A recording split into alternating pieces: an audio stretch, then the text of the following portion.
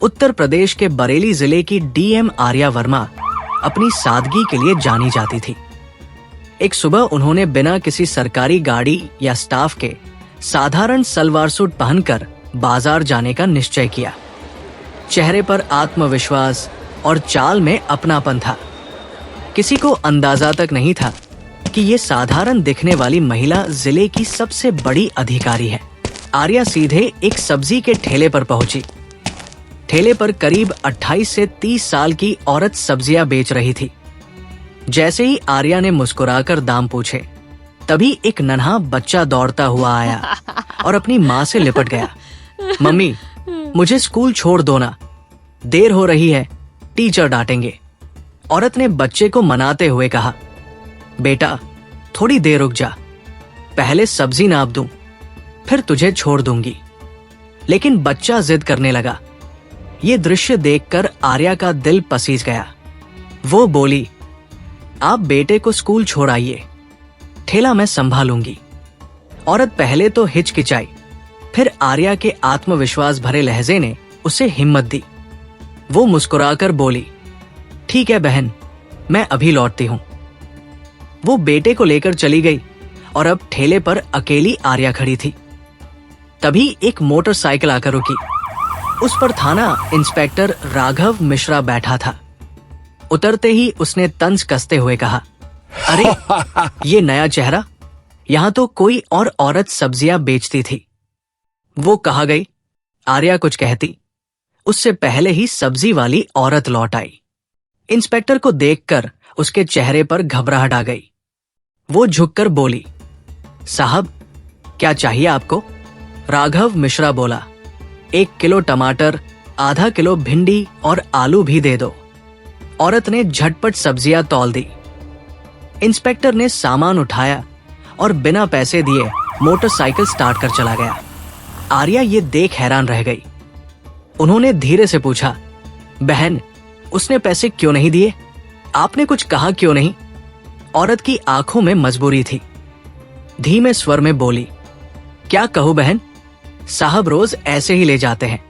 अगर कुछ बोल दूं तो धमकाते हैं, कहते हैं ठेला उठवा देंगे। घर का खर्च इन्हीं सब्जियों पर चलता है। अगर ठेला चला गया तो बच्चों को कौन खिलाएगा? ये सुनकर आर्या का चेहरा कठोर हो गया। वो बोली, अब ऐसा नहीं होगा, कल ठेला मैं संभालूंगी, आप घर रहना, देखते हैं वो पैसे देता है या नहीं। अगले दिन सुबह आर्या ने गांव की साधारण औरत का भेष बनाया। साधारण साड़ी, सिर पर पल्लू, बिल्कुल पहचान से दूर। सब्जी का ठेला सजाकर खड़ी थी कि तभी वही इंस्पेक्टर राघव मिश्रा मोटरसाइकिल पर आ पहुंचा। उसने शक की नजर से देखा और बोला, आज तुम उसकी क्या लगती हो? आर्या ने शांत स्वर में कहा, मैं उसकी बहन हूं, आज उसकी जगह ठेला संभाल रही हूं। राघव ने घिनौनी मुस्कान दी और बोला, बहन से भी ज्यादा खूबसूरत हो। चलो छोड़ो ये बातें, 1 किलो टमाटर और थोड़ी मिर्च दे दो। आर्या ने सब्जियां तौली और उसके हाथ में दी। लेकिन जब वो पैसे दिए बिना जाने लगा तो आर्या ने सख्त आवाज में कहा, रुकिए, पहले पैसे दीजिए। राघव झुंझलाया, कौन से पैसे? रोज फ्री में लेता हूं। ज्यादा जुबान मत चलाओ, आर्या ने दृढ़ स्वर में कहा, आज से बिना पैसे सब्जी नहीं मिलेगी, हमें भी मेहनत करनी पड़ती है। आप जैसे लोग मुफ्त में सामान लेकर हमारे बच्चों का पेट काटते हैं। ये सुन इंस्पेक्टर आग बबूला हो गया। उसने आर्या को थप्पड़ मार दिया। आर्या लड़खड़ाई, लेकिन संभल गई। आंखों में आंसू थे, पर आत्मसम्मान और साहस कहीं ज्यादा मजबूत था। वो बोली, एक महिला पर हाथ उठाया है आपने, इसका अंजाम भुगतना पड़ेगा। इंस्पेक्टर गरज कर बोला, रिपोर्ट लिखवाने जाओगी? तुम्हारी इतनी औकात? मैं इंस्पेक्टर हूं, तुझे यही फंसा दूंगा।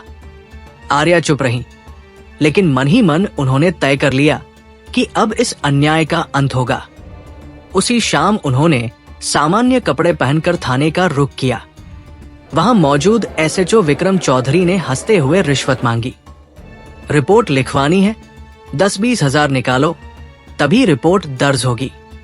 आर्या ने गंभीर स्वर में कहा, रिपोर्ट लिखने के लिए पैसे नहीं लगते, ये आपका कर्तव्य है। विक्रम हंस पड़ा और बोला, यहाँ सब ऐसे ही चलता है। आर्या ने जेब से 10 रुपए निकाल कर रखे और बोली, ठीक है, अब लिखिए। रिपोर्ट इंस्पेक्टर राघव मिश्रा के खिलाफ है। ये सुनकर विक्रम चौधरी के होश उड़ गए।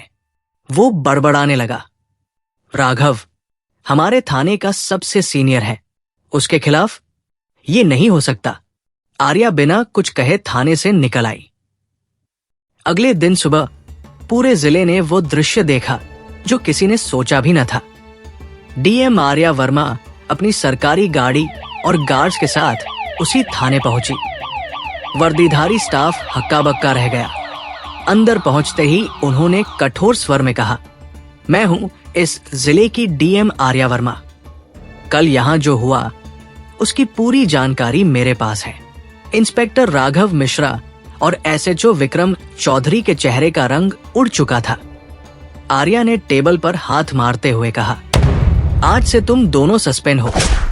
वर्दी पहनकर तुमने गरीबों का शोषण किया है, अब कानून तुम्हें सजा देगा।